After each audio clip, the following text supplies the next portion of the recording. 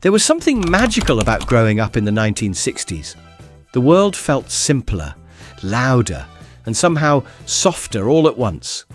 Days were filled with spinning records, riding bikes without helmets, and watching black and white screens flicker to life. Before the internet, before smartphones, childhood was lived outdoors and imagination ruled everything. It was a time when freedom came with scraped knees, and joy came wrapped in sherbet dips and transistor radios. So, how many of these moments still live in your memory? In the United Kingdom, everything changed on the night of Sunday, October the 13th, 1963. That's when the Beatles performed on Sunday night at the London Palladium, and Britain never looked back. Children all over the country sat cross-legged on patterned rugs, eyes glued to flickering black and white screens. It wasn't just music, it was a movement. Suddenly, bedroom walls were plastered with Beatles posters. Kids mimed playing guitars with tennis rackets and recited every lyric from memory. Beatlemania swept through British schools, playgrounds and high streets, louder than the headlines. Even teachers spoke about the four lads from Liverpool with awe.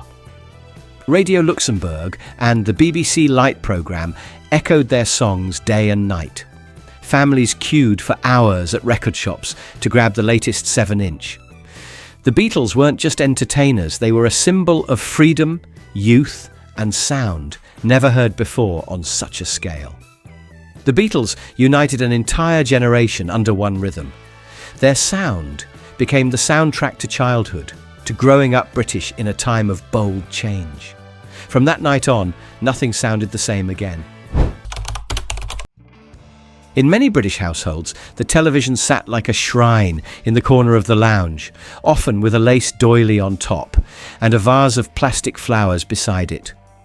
The wooden-framed set was big, but the screen was small, and the picture was often fuzzy, but still mesmerizing. Families didn't just watch television, they gathered around it. With only one or two channels, BBC and later ITV, programming was limited but treasured. Children planned their evenings around shows like Blue Peter, Watch with Mother, and Crackerjack.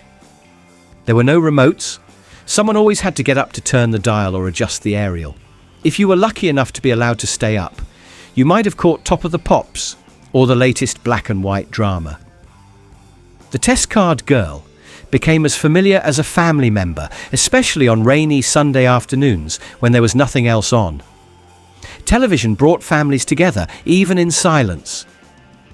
It was the window to the world, from Wimbledon to royal weddings, and the glow it cast over living rooms is remembered with a kind of warmth that flat screens will never quite replicate. Those chunky old tellies were portals to a slower, richer world. Though Barbie originated in America, by the mid-60s she had firmly landed in Britain. Sold in Woolworths and high street toy shops, she quickly became the doll every little girl wanted. She was slim, blonde, and dressed in outfits more glamorous than anything seen on Coronation Street. British mums might have preferred more traditional dolls, but children were enchanted. Barbie's clothes, her tiny shoes, her endless hair, it was all intoxicating. She brought with her a new kind of play, one based on fashion, fantasy, and independence. She wasn't a baby to be looked after, she was a woman to become. Accessories arrived in tiny boxes, hairdryers, handbags, convertibles. Soon, children across the UK were designing stories of Barbie, living in penthouses or travelling the world. It was a kind of imagination fuel never seen before, particularly for girls who'd grown up with simpler toys. But Barbie reflected a world beyond Britain's post-war grey. She was colour, freedom, glamour, and just a bit of rebellion. For many 60s kids, Barbie was the first spark of modern aspiration, wrapped in pink plastic and possibility. Before fidget toys and digital pets, 60s children in Britain had troll dolls. These strange little figures, originally from Denmark, took off across the UK in the mid-60s. With their wide grins, gemstone bellies and electric hair, they were impossible to ignore. They didn't fit in, and that made them beloved. Children swapped them in schoolyards, clutched them in pockets, and styled their hair with saliva and fingers. Each troll had a personality: grumpy, silly, mysterious, and a kind of unspoken magic. Some believed they were lucky. Others just liked the feel of them in their hands. They weren't polished like Barbie or plush like teddy bears. Trolls were odd, wild, and proudly weird. They gave permission to be different, and for many kids, that was liberating. Boys and girls alike loved them. There were no rules about troll ownership. Even decades later, that wiry hair and smiling face spark a certain kind of joy. They might have been the ugliest toys on the shelf, but to a 60s child in Britain, trolls were friends, carried everywhere and never forgotten. Imported from the United States but wildly popular in the UK, the Etch-A-Sketch was a marvel of toy engineering. Two simple knobs controlled a single line across a grey screen, and that one line unlocked entire worlds of imagination. It was frustrating at times, but deeply satisfying. British children learned to write their names, draw houses, make impossible spirals, all while developing patience and coordination. When a mistake happened, a quick shake and the whole thing vanished, giving kids a fresh start in seconds. There was something empowering about being able to undo anything instantly. It didn't beep, buzz, or flash, but that silence was part of its charm. In a loud, changing world, the Etch-A-Sketch offered peace and control. It rewarded quiet focus, and the results, no matter how wobbly, felt like masterpieces. It may have come in a red frame, but the memories it holds are painted in colour. For many British kids, it was the perfect rainy day companion. Just two knobs, a screen, and infinite possibility. Could any app replace that red screen? When The Sound of Music arrived in British cinemas in 1965, it captured hearts instantly. Families queued outside picture houses across the country, often in their Sunday best, ready for an experience that felt both grand and intimate.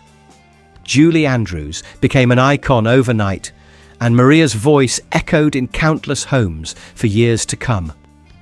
It wasn't just a film, it was an emotional event. Children memorized every lyric, and vinyl copies of the soundtrack spun endlessly on Dansette record players. Do Re Mi and My Favourite Things became sing-alongs at birthday parties and school concerts, stitched into the fabric of childhood. For many kids, this was their first proper introduction to musicals. The blend of sweeping landscapes, heartwarming songs, and gentle humour left a lasting mark. The Alps and the Von Trapp family felt oddly familiar, like an idealised version of what family could be. In a country still shaped by wartime memories, The Sound of Music offered an escape. It brought light, hope, and melody into modest British living rooms. To this day, hearing that first note brings back an entire decade. Though tie-dye had its roots in American counterculture, it found a vibrant home among British youth by the late 60s. What began as a symbol of rebellion soon became a playground activity. In classrooms and at home, kids experimented with dyes, rubber bands, and t-shirts, eager to create something bold and unique. The process was half the fun. Vinegar-soaked cloth, messy fingers, and buckets of swirling colour. It was art in chaos. The results were never predictable, and that was part of the appeal. Each shirt felt like a one-off painting you could wear. Teachers sometimes organised craft days to make tie-dye, and girl guides or school clubs embraced it too. For working-class kids, it was a rare chance to express individuality without spending money. A plain shirt could become something extraordinary with just a bit of effort and imagination. Tie-dye represented more than colour. It stood for freedom and creativity. In a society still defined by uniforms and conformity, these bright, swirling patterns gave children a sense of personal voice, right there on their sleeves. On the night of July the 20th, 1969, millions of Britons sat in stunned silence watching the BBC's broadcast of the moon landing. Even though it was past bedtime, many parents let their children stay up. The grainy image of Neil Armstrong stepping onto the lunar surface felt like something out of science fiction, and yet it was real. Sir Patrick Moore guided British viewers through the moment, explaining every detail with wonder. Families gathered around their pie or bush televisions, the room lit only by the soft glow of the screen. It was a global moment, but it felt personal, like watching humanity stretch out a hand into the unknown. Children rushed to school the next day, wide-eyed, repeating the phrase, "The eagle has landed," as if it were a magic spell.